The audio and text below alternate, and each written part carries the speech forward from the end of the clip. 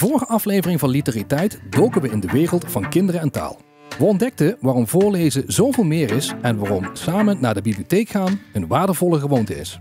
Diepe lezen, geconcentreerd meer dan 20 minuten, een half uur lezen in een tekst, zodat je er ook echt helemaal in verdwijnt. Ja. Dan gebeurt er namelijk iets anders met je hersenen, waardoor je eigenlijk nieuwe verbindingen in je hersenen legt en jezelf ontwikkelt. Ook zagen we hoe taal en beeld elkaar versterken en waarom die verbinding zo belangrijk is. Ja, wat ik je net al zei, ja, dus als ik een verhaal hoor, dan krijg ik al meteen allerlei ideeën. Ja. Dan zie ik al beeld in mijn hoofd. Maar bij die peuters werkt het omgekeerd. Dus ze hebben dat beeld nodig om dan ook de taal te kunnen begrijpen. Ja. Tot slot namen we een kijkje in de praktijk hoe gemeenten en organisaties samenwerken aan een taalrijke omgeving waarin ieder kind de kans krijgt om taal te ontdekken. Kinderopvang zit hierin, de basisschool aan zich, dan jeugdgezondheidszorg, maar ook logopedie, fysiotherapie, ergotherapie. Dus alles wat hier te maken heeft met kinderen, van 0 tot 12 jaar, gebeurt hier. En op het moment dat wij een rijke leeromgeving aanbieden, dan spelen kinderen en wordt de woordenschat vanzelf steeds groter. We durven met volle overtuiging te stellen. Er bestaan andere vormen van taal. Taal in andere vormen is ook dat wat tussen de woorden stroomt in muziek, beweging en houding. Deze andere vormen van taal zijn er altijd geweest. We hoeven slechts onze zintuigen opnieuw af te stemmen. Taal inspireert door middel van verhalen. What's the bravest thing you've ever said? Help. Asking for help isn't giving up. It's refusing to give up. Wie luistert naar een verhaal over moed, voelt zijn eigen borst opzwellen. Wie huilt om een verhaal over verlies, herkent in zichzelf de tranen die eerder niet durfden vallen. Taal is geen inspiratie op zichzelf, maar zij draagt verhalen. En verhalen zijn het gereedschap waarmee de ziel wordt gevormd. Want een goed verteld verhaal is geen echo, het is een volk. Film vertelt veel meer dan wat de personages spreken.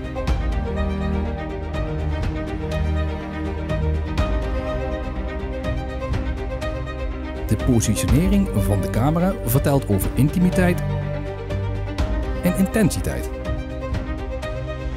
De expressie van de acteurs vertellen welke conflicten en emoties er spelen. De belichting van de scène vertelt over de toon en sfeer. Zo communiceert film. Naast de taalinitiatieven die mensen ondersteunen bij het leren van spreken, lezen en schrijven, zijn er ook speciale talen die essentieel zijn voor bepaalde groepen. In het volgende interview neemt Kim ons mee in de wereld van de braille. De tastbare taal die een onmisbare sleutel vormt voor mensen met een visuele beperking. Esther, leuk dat je er bent. We gaan het samen hebben over een andere vorm van taal, namelijk over braille. Jij werkt bij Visio. Leg eens uit wat Visio precies is. Visio is een instelling voor revalidatie aan mensen die blind zijn of mensen die slechtziend zijn. En dat varieert van baby's tot mensen van 100 plus eigenlijk. Je bent enorm gespecialiseerd in alles dat met braille te maken heeft. Waar komt braille vandaan? Ja, braille heeft eigenlijk zijn oorsprong in de 19e eeuw. In de tijd van Napoleon wilde Napoleon in de nacht ook nog wel iets kunnen lezen. En hij heeft opdracht gegeven om eens uit te zoeken hoe je dat 's nachts zou kunnen doen. En dan hebben ze eigenlijk een schrift ontwikkeld met streepjes en puntjes. En dat was natuurlijk in de oorlog heel handig, maar later heeft Louis Braille, dat is een man die op jonge leeftijd blind is geworden, die heeft dat ontwikkeld tot een eigen schrift. En die heeft daar een eigen alfabet van gemaakt, gebaseerd op puntjes. En is dat toen al meteen de wereld overgegaan? Nou ja, dat heeft zich langzaam verspreid en het heeft zich natuurlijk in de loop der jaren heel erg ontwikkeld. Voorheen waren het echt 6 puntjes. En als je nu kijkt, dan hebben we inmiddels ook een 8-punts braille schrift. Dus eigenlijk als je kijkt naar een jaar of 5, 6 geleden, zijn er nog allerlei toevoegingen gedaan aan het braille, omdat we bijvoorbeeld ook een apenstaartje nodig hebben. Ja, dus er komen ook nieuwe braille tekens uit. Ja, ja. Braille is voor kinderen tot volwassenen. Hoe begint een kind met braille? Ja, eigenlijk begin je niet meteen met braille, maar je begint met leren voelen. Onderscheid maken, dingen herkennen. En eigenlijk varieert het natuurlijk heel erg van, is een kind blind geboren of slechtziend geboren, of is dat op latere leeftijd gebeurd? Ja. En dat zie je ook bij de volwassenen, dat het heel veel verschil maakt van, ja, wat weet je al, wat ken je al? Dus eigenlijk loopt het bij iedereen een beetje anders, maar zowel bij kinderen als volwassenen beginnen we met voeloefeningen, onderscheid maken tussen streepjes en bolletjes en al dat soort dingen. Je hebt iets bij je, kun je uitleggen wat dat is, dat plankje? Ja, dit plankje gebruiken we eigenlijk om uitleg te geven over die puntjes. Want je kunt zien dat zo'n braillecel, die bestaat uit 6 puntjes. En dat is nog best wel een opgave als je dit nog nooit gedaan hebt, om te voelen wat is hier aan de hand. Ja. Terwijl als ik dat op dit plankje doe, dan maak ik het veel makkelijker voelbaar. En dan kan ik jou leren dat dit een A is. En dan valt misschien meteen op dat een letter in het braille helemaal niet lijkt op een letter in het echt. Niet. Nee. Is er een logica waarmee de letters zijn samengesteld? Ja, het is niet zo dat de A 1 bolletje is en de B 2, want daar hebben we ook niet genoeg bolletjes voor. Dus, maar wat we wel gedaan hebben, is we hebben groepjes gemaakt, waardoor je makkelijker kunt onthouden wat een letter is. Dus we hebben open letters, gesloten letters, kussenletters. Hè. Als je denkt bijvoorbeeld aan de G, dat is een kussenletter. Maar jij kunt meteen zien hoe dat komt, want het heeft de vorm van een kussentje. En door er iets af te halen, als je hier bijvoorbeeld de D ziet, dan is dat een kussenletter waarbij op positie 2 het bolletje er niet staat. Dus die logica zit er wel in en dat maakt het ook makkelijk om te leren, want dan kun je tegen een leerling zeggen, wat voor soort letter is het? Nou, dan zou het dat kunnen zijn of dat kunnen zijn. En is dan de brailletaal universeel? Ja, in principe zijn de letters universeel, maar goed, elk land heeft natuurlijk letters die meer of minder gebruikt worden. Ja. Zoals Duitsland, de ringel-S, de umlaut, wordt daar veel meer gebruikt. Als we kijken naar leestekens, afkortingen, accenten, hoe werkt dat? Ja, het zijn verschillende dingen. Leestekens die leer je eigenlijk pas na die 10 lessen. Ja. Buiten de punt en de komma, die nemen we wel al in het eerste stuk mee. Maar dan komt er eigenlijk altijd nog iets voor. Hier onderaan zie je al staan 1, 2 en 3 bijvoorbeeld.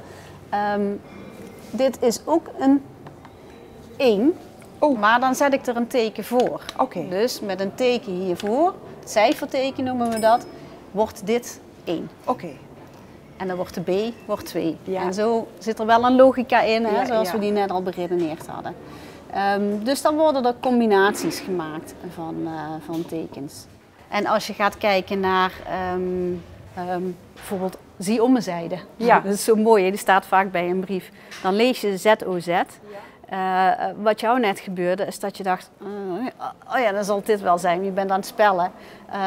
Als beginnend lezer dan kun je er wel een beetje van in paniek raken. Want dan denk je, zos, wat zou dat nou zijn? En dan duurt het langer voordat je dat weer omzet. Maar in principe blijft het hetzelfde. Ja, je moet gewoon even mee blijven denken met hetgeen dat je voelt. Ja, ik moet eraan denken, in dit boek ergens staat C-O-C-A, C-O-L-A. Ja. En als je dat voor het eerst leest, dan denk je, wat is dit? Omdat je zo bezig bent met de afzonderlijke letters dat het woord Coca-Cola komt niet in je op. Nee. Ja. Nee. Dus het vraagt nog best wel wat van je. Ja, en dat is dat stuk van dat begrijpend lezen. Aan het eind van dit boek kunnen de meeste mensen wel herkennen, oh, dit is een A, dit is een L, zo kom ik verder. Ja. Maar echt soepel lezen, ontspannen lezen, dat komt pas na 80 tot 100 uur of misschien wel meer. Ja. Ook een beetje afhankelijk van hoe snel neem je de informatie op, hoeveel gevoel heb je voor taal, hoeveel leeservaring heb je al. Ja, want als je een boek normaal leest, dan kom je in een bepaalde sfeer. Ja.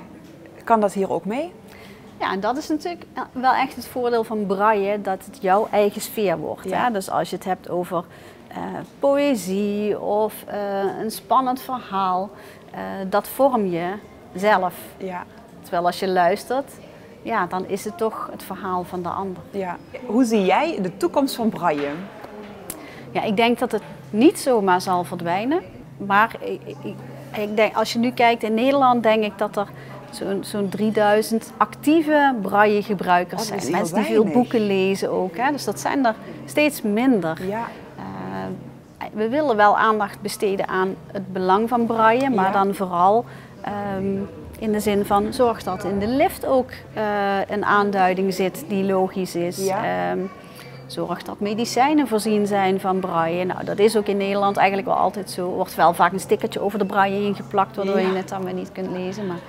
Maar ook voor je potjes, om aantekeningen te maken. Je kunt je voorstellen als je ergens een praatje moet houden of op een speech wil geven. Dan kun je niet met een audiobestandje daar gaan staan. Nee. Maar met braille kun je wel weer die presentatie zelf geven. Dus er zit heel veel in. En het voordeel van braille is dat je echt weer je eigen taal hebt. En dat je het meer beleeft en niet alleen maar ontvangt. Ja. Esther, dankjewel. We hebben een hoop geleerd. Je hebt een deur voor ons geopend die gesloten bleef. En waar we nu in ieder geval voor ons programma Literariteit een hele hoop aan hebben. Omdat het niet alleen gaat over taal, maar ook andere vormen van taal. Dus hartelijk bedankt voor je bijdrage. Nou, fijn. Graag gedaan. In de afgelopen afleveringen ontdekten we dat taal geen gegeven is. Gelukkig zijn er plekken waar taal weer kan groeien, oefenen en bloeien. Zo zijn er de taalcafés. Onder begeleiding van taalvrijwilligers kun je er praten over van alles. Van het weer tot werk, van hobby's tot herinneringen. Het taalcafé is er voor iedereen die wil praten, luisteren, oefenen en anderen wil ontmoeten. Aanmelden hoeft niet. Je mag gewoon aanschuiven bij een bibliotheek bij jou in de buurt. Wil je graag beter leren lezen, schrijven, rekenen of met de computer omgaan? Dan kun je terecht bij Taalplus van het Vista College. Hier leer je in je eigen tempo met een programma dat aansluit op jouw niveau en doelen. Of je nu post wilt leren lezen, een formulier wilt invullen of digitaal sterker wilt worden, je staat er niet alleen voor. In kleine groepen werk je samen met persoonlijke begeleiding en oog voor wie jij bent. Na het verkennen van de wereld van braille, een unieke taal die via aanraking tot leven komt, duikt Kim nu in een andere bijzondere taalvorm, gebarentaal. Waar braille de taal van de tast is, is gebarentaal de taal van de gebaren en expressie. Cindy, leuk dat je er bent. Dankjewel dat je met ons in gesprek wil gaan over weer een andere vorm van taal, gebarentaal. Ja, dat klopt. Jouw expertise, dat doe je al een paar jaar, je gaat ons daar alles over vertellen. Maar wat, om bij de basis te beginnen, is gebarentaal nou precies? Nou, heel simpel. Gebarentaal is praten met je handen. En wij bij handbabbelen zorgen ervoor dat kindjes, voordat zij een stem hebben met het gesproken woord, dingetjes al kunnen gaan zeggen met hun handen. Want de motoriek van de handen is eerder ontwikkeld dan de mondmotorische motoriek. Dus je zou veel eerder het gebaar kunnen maken voor bal bijvoorbeeld, dan het woord bal kunnen zeggen. En de kindjes die bij ons komen in de begeleiding worden hierin ondersteund door met hun handjes te leren praten. Goh, en vanaf welke leeftijd kan het dan? Als je zegt het kan vanaf heel jong al. In principe zou je met 6 maanden al kunnen gaan starten. Wow. Ja, om met gebaren te beginnen. En dat kan voor alle kinderen. Kindjes in een reguliere ontwikkeling, kindjes met een beperking. Alle vormen van kindjes die tweetalig zijn. Je zou bij alle kinderen gebaren kunnen inzetten. Omdat die motoriek veel eerder op gang is dan de gesproken taal. En het is ook gewoon een leuke manier van communiceren. En kindjes die rond de 1 zitten, zouden al gebaartjes kunnen terug gaan maken. Zoals een vogel die ze zien of iets wat ze willen eten, stoppen in de mond. Dat zijn allemaal gebaren die heel makkelijk zijn. En ja, die kindjes zouden heel snel kunnen gaan maken, waardoor zij begrepen worden. Dan heb jij het meteen over het maken van gebaren, een bal en vliegen. Maar je hebt ook nog het spreken met letters. Ja, maar de letters die worden eigenlijk pas ingezet op het moment dat het geen gebaar heeft bijvoorbeeld. Of voor namen. Zoals jouw naam, Kim, heb je de K, de I en de M. Zo spel je jouw naam. Maar in de gebarentaal krijg je heel vaak iets wat bij jou past als gebaar. Mijn naam is Cindy en die zou ik kunnen vingerspellen, maar ik heb een gebaar voor mij. Dit is namelijk Cindy. Ik heb bijna altijd een knot. En dat is voor de kinderen ook heel herkenbaar, want zij kunnen motorisch niet met hun vingertjes letters maken, want die zijn nog zo jong.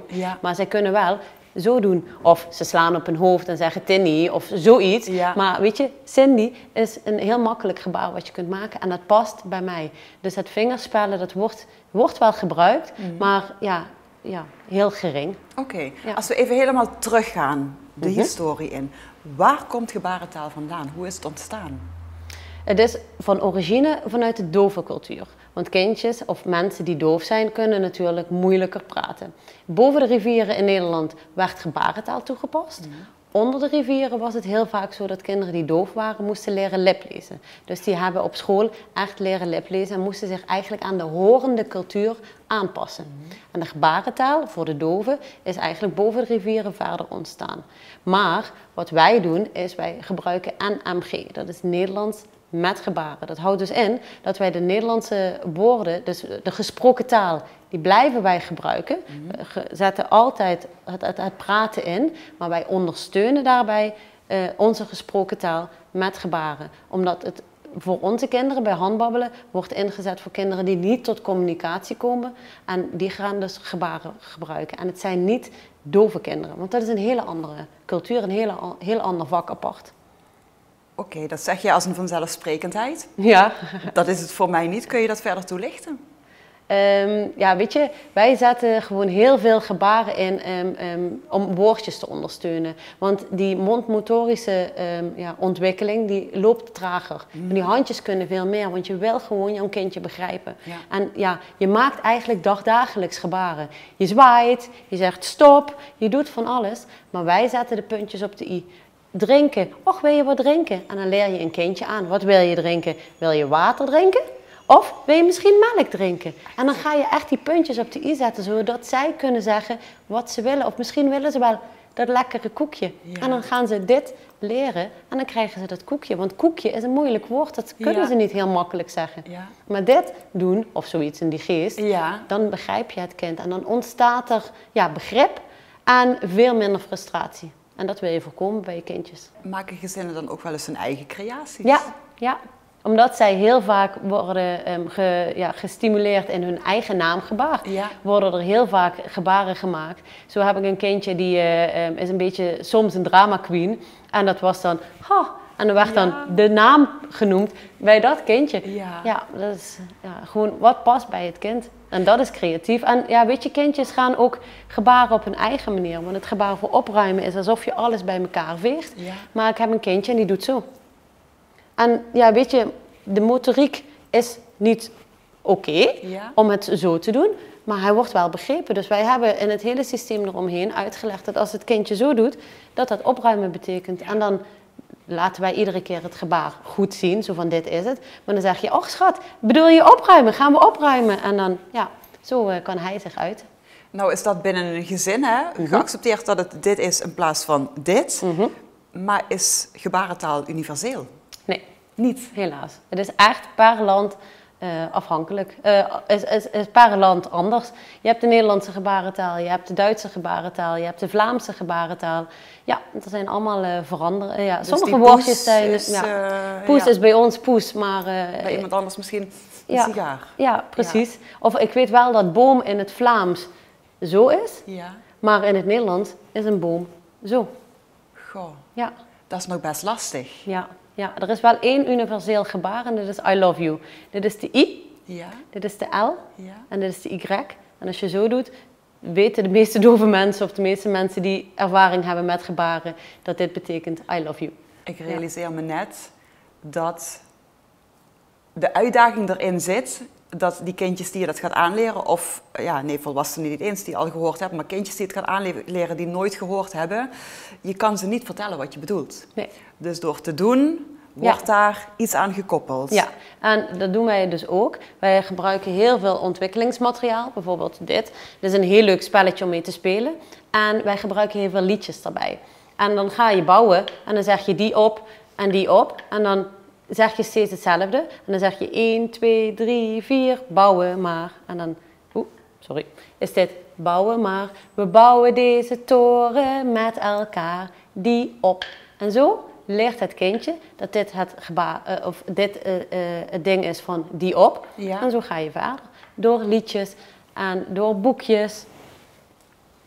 We hebben ook heel veel boekjes. En wat heel fijn is voor kinderen, zijn boekjes waar plaatjes worden getoond met herkenbare situaties. Dus bijvoorbeeld deze personen, deze foto's. En zo kunnen ze zich inleven, vinden ze het heel leuk om daarnaar te kijken. En dan heb je hier, even kijken, dan wordt er een taart gekort. En dan zeg je taart. Je maakt het gewoon heel visueel. Kindjes willen iets herkenbaars zien. Ja. Maar als het gaat om gebarentaal, hoe zit het dan met de mimiek en de verdere lichaamstaal? Ja, die is natuurlijk ook heel erg belangrijk. Gebarentaal heeft een duidelijke mimiek. Want als je iets vertelt en je hebt het over huilen, dan ga je niet hihi, hij is aan het huilen. Maar dan heb je er ook, treurig, is aan het huilen. Ja. Die mimiek is van belang. Maar in de gebarentaal wordt ook heel veel gewezen. Weet je wel, lichaamsdelen kun je wel gaan vertalen, maar je kunt ook gewoon met je vinger wijzen naar als je het over die neus hebt, of over je tanden, of over het oor. Ja.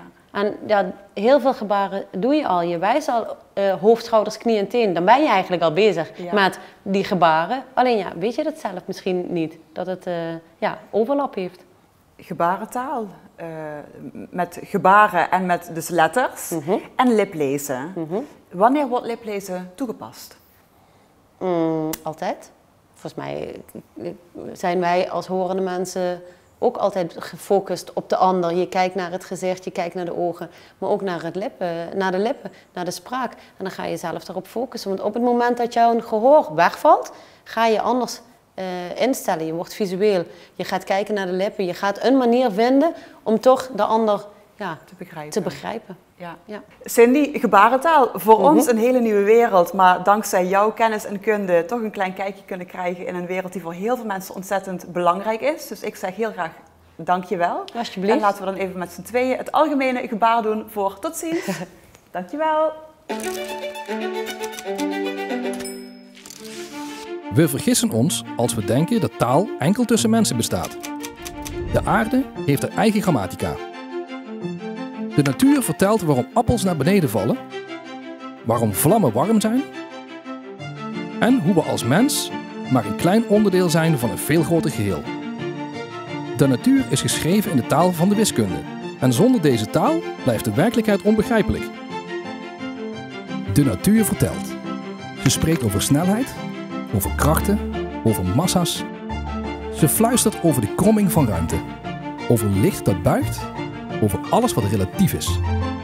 Wiskunde beschrijft geen gevoelens of gedachten zoals gesproken taal dat doet, maar juist de fundamenten van hoe alles werkt. In deze aflevering hebben we het over andere vormen van taal. Ik ga in gesprek met Cindy Slegers en Leonie Kool van het magazine Bruis over visuele taal. Cindy, welkom. Leuk dat je wil meewerken aan Literariteit, een programma over taal. En in dit geval gaan we het hebben over een magazine en taal. Maar bij taal en een magazine hoort ook grafische vormgeving. Jij bent projectleider en grafisch vormgever van Bruis. En ik wil het heel graag met je hebben over dit prachtige tijdschrift, dat voor heel veel mensen waarschijnlijk bekend is. Het is een Heerlens tijdschrift. Hoe ben je erop gekomen om het te gaan maken? Ja, goede vraag. Ik ben in 2021 afgestudeerd als grafisch ontwerper.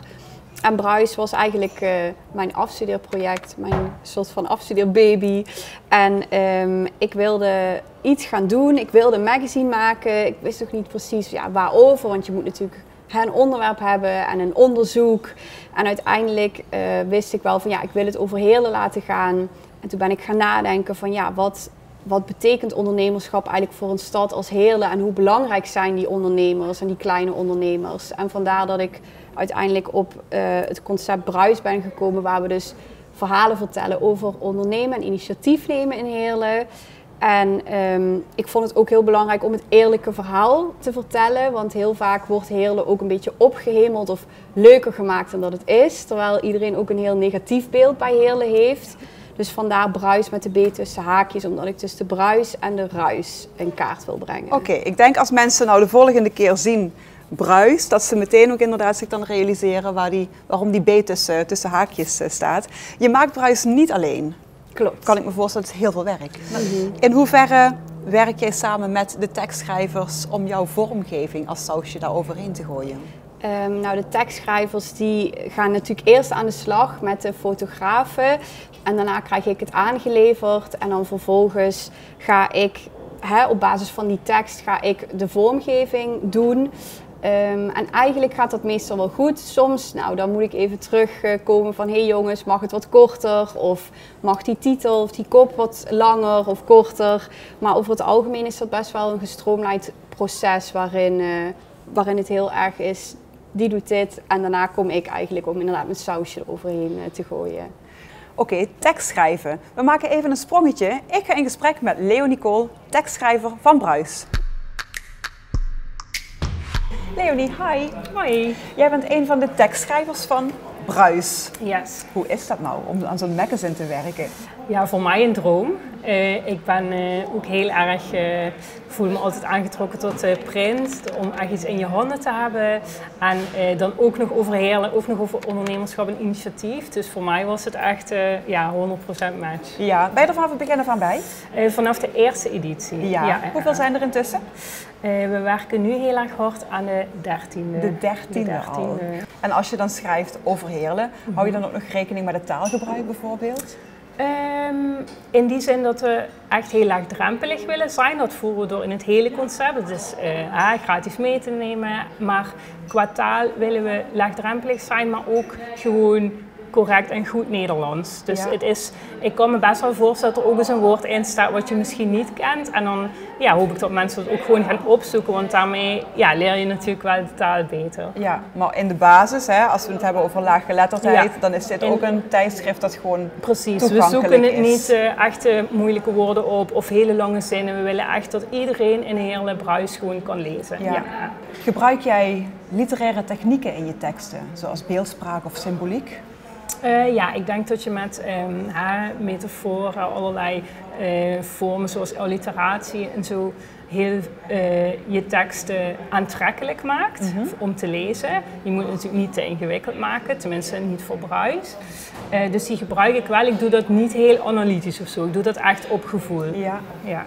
Jij bent schrijver, dus je hebt heel bewust gekozen voor het vak taal. Wat betekent taal voor jou? Ja, ik ben zoveel met taal bezig. Eigenlijk de hele dag. Ik vind het heel mooi. Ja, ik vind het eigenlijk een hele moeilijke vraag. Maar ik ben heel gevoelig voor taal. Dus als ik iets moois lees of een mooie zinsnede of zo, dan maak ik echt dat ik daarvan kan genieten. Dus, ik ben stil omdat ik me realiseer dat dat iets is wat jij hebt en wat waarschijnlijk heel veel mensen zich niet kunnen voorstellen. Maar dat is natuurlijk jouw vakgebied en taal is overal. Dus het valt jou natuurlijk veel meer op dan wanneer iemand van ons iets leest. Taal is overal. Kun je het loslaten? Nee, ik denk dat ik er altijd... Ik kan ook bijvoorbeeld niet een taalfout ergens zien. Dus bijvoorbeeld als ik door de stad loop en ik zie een dt-fout en ik was niet eens aan het lezen of zo, dan je bent... Ik klop je even aan en zeg je hallo, mag het even anders? Ik probeer me in te houden, maar ik kan er niet mee bezig zijn. Nee. Dat is, Hoe werk je samen met fotografie, vormgeving en tekst in Bruis? Het proces is zo dat we vaak, ik haal de verhalen op en dan is de fotograaf er vaak bij. Dus die hoort dan al een beetje waar het over gaat en dan past hij het beeld aan op de tekst. En ik heb er op zich ook wel na zo'n gesprek altijd wel een beetje een beeld of een gevoel bij van hoe het uit zou moeten komen te zien. Soms is het heel verrassend en goed en de andere keer denk ik van ik had iets heel anders in mijn hoofd, kan ik misschien een beetje die kant op, visueel die kant op. Dus ik denk dat we bij het textuele stuk en het visuele stuk bij ons heel erg op elkaar afgestemd is. Als jij ontwerpt, hou je dan de stad Heerlen in je achterhoofd? Ik denk in eerste instantie ben ik begonnen met dit concept en dan ga ik natuurlijk nadenken over een bepaalde huisstijl. Daaraan wilde ik wel het rauwe van Heerlen echt in kaart brengen en ook nagedacht heb ik over de fotografie, van hoe moet die dan zijn. En nu vind ik dat lastiger om daar antwoord op te geven, omdat het is gewoon een huisstijl die ik iedere keer volg. En het is gewoon laagdrempelig, dus zowel de tekst als de vormgeving probeer ik wel altijd een beetje een snackable, korte stukjes in te delen. En ja, het is redelijk laagdrempelig. Ik denk dat veel mensen het kunnen lezen en het kunnen ontvangen, ook visueel. Het is mooi dat je dat zegt, want we hebben het natuurlijk in literariteit ook best wel over laaggeletterdheid. En dan is zeker snackable, zoals jij het noemt, die korte tekstjes, die maken het behapbaar. Zie jij vormgeving ook als taal of communicatie? Ja, zeker. Ik denk dat de vormgeving sowieso onderdeel is van hoe wordt het ontvangen. De leesbaarheid, de behapbaarheid waar we het net over hadden met dat snackable. Dat is een heel groot onderdeel van taal, vind ik. En daarnaast ben ik ook heel erg bezig inderdaad met een bepaalde leesvolgorde. Dus wat is groot, wat is klein, wat wil je als eerste lezen, wat is bijzaak. Een quote is misschien wel iets groter. Plaatsing van de tekst, hoe zet je het neer. Ik kijk ook altijd wel naar een bepaalde leeslijn, dat het lekker loopt op zo'n spread op 2 pagina's. Dus dat. Dus je bent niet alleen vormgever, nee, je zei al, je bent projectmanager. Maar je hebt naast die vormgeving dus ook nog wel de nodige taalkennis nodig om dat geheel samen te brengen. Ja, ik denk het wel. Ik denk dat je sowieso, tenminste dat vind ik ook het leuke aan mijn werk als grafisch ontwerper. Ik krijg eigenlijk van alles aangeleverd, verschillende media, foto's, teksten. En om daar dan een soort van geheel van te maken. Dus ik lees de teksten inderdaad heel goed en dan ga ik ook kijken van welke foto's passen daar goed bij. Om zo een visueel en ook inhoudelijk geheel neer te zetten. Cindy, wat betekent taal voor jou? Voor mij betekent taal meer dan alleen tekst, maar natuurlijk als grafisch ontwerper ook vorm. En ik zie het ook echt als een middel om te verbinden en dat is eigenlijk ook wat Bruis is. Wij kennen elkaar natuurlijk, want toen ik kende Bruis al best lang, maar toen ik wist dat jij de ontwerper bent van Bruis, heb ik meteen contact met jou opgezocht, want jij hebt ook mijn boek ontworpen. Omdat ik voor mijn boek wist dat ik ook meer wilde bieden aan de lezer dan alleen maar een leesboek. Standaard leesboeken hebben heel veel tekst, maar jij bent heel goed in het maken van een tijdschrift en ik wilde voor You Got This ook dat gevoel. En dus dat doe je ook, boeken maken die net dat vleugje extra hebben door spelen met lettertypes, met foto's en dergelijke. Waardoor je van mensen ook de reactie krijgt, dit is veel meer dan alleen maar een leesboek. Waarvan word jij als je gaat ontwerpen nou echt enthousiast? Ik vind het leukste aan mijn werk dat ik de verzamelaar ben. Dus dat ik al het mooie beeld zie, de teksten, de inhoud en dat ik dan gaat mijn hoofd ratelen en dan ga ik dat aan elkaar plakken. En ik vind het allerfijnste en leukste als ik zie van hier ontstaat echt een mooi visueel geheel. Ja. Daar kan ik dan helemaal van genieten. En wij met jou. Nogmaals, Bruis, binnenkort komt er weer een nieuwe editie uit. Ik wil je heel erg bedanken voor je medewerking. Dank je wel. Jij bedankt. Cindy, Leonie, dank jullie wel voor dit leuke interview over Bruis, jullie Bruis. Hou Bruis in de gaten. Hiermee zijn we aan het eind gekomen van dit seizoen van Literariteit op RTV Parkstad. Wie weet tot de volgende. Hoe wordt bepaald welke woorden nou eigenlijk horen bij de Nederlandse taal? Alle woorden die een Nederlander gebruikt is een Nederlands woord. Voor lezen en schrijven moet je naar school. Als je niet naar school gaat, dan leer je nooit lezen en schrijven. Geschreven taal, dat moeten we ons eigen maken via het gebruik van breingedeelten die daar niet oorspronkelijk voor ingericht zijn. Taal is ook een levend iets en dat moet je dan ook onderhouden met z'n allemaal. Dus, want als je dat goed gebruikt, dan kan één woord heel erg doorslaggevend zijn en het kan echt een impact maken op de luisteraar. We weten dat laaggeletterdheid er is, maar pas als je je erin gaat verdiepen, kom je erachter hoeveel het voorkomt. Misschien nog wel het allerbelangrijkste is dat als ouders zelf moeite hebben met lezen, schrijven of computervaardigheden, dat ze natuurlijk ook hun kinderen moeilijker kunnen helpen. Ja. Maar we kunnen tegelijkertijd ook ouders helpen om meer met taal aan de slag te gaan. Juist begrip proberen te tonen, zullen laaggeletterden dus veel meer de stap nemen om ook te gaan leren. Zeker omdat ik dan weer terugdenk naar mijn eigen jeugd, is dat toch mijn belangrijkste missie om iedere niet-lezer om te toveren tot een lezer. Ja, zoek het vooral laagdrempelig in de buurt. Daar zijn ongetwijfeld ook mensen, hulpverleners, maar ook bibliotheken die daarin kunnen ondersteunen. Dus alle energie die je zo vroeg mogelijk op het gebied van taal en lezen in die kinderen stopt, die krijg je heel veel voor terug op een latere leeftijd. En thuis is het ook heel belangrijk dat kinderen gestimuleerd worden En het geeft natuurlijk ook heel veel plezier om samen voor te lezen. Sommige woorden laat ik er ook weer wel in staan. Omdat het natuurlijk ook weer goed is voor die woordenschat om die weer uit te breiden. Ja. Dan krijg ik al meteen allerlei ideeën. Ja? Dan zie ik al beeld in mijn hoofd. Maar bij die peuters werkt het omgekeerd. Dus ze hebben dat beeld nodig om dan ook de taal te kunnen begrijpen. Ja. Dus ja. Je kunt een bepaalde achterstand ook inlopen en dan kun je ook een reguliere basisschool blijven. En dat is voor ontwikkeling van een kind, dat volwassenheid heel belangrijk. Ja, absoluut. Wij betrekken daar ouders bij door ze 2 keer in de week uit te nodigen. Dat ze een half uurtje kunnen komen kijken, meespelen met de kinderen en ook leren wat wij ze op school leren. Oefenen met de kinderen thuis. Dat wat wij op school oefenen, dat kunnen ze thuis ook doen. Ontzettend waardevol. Zeker.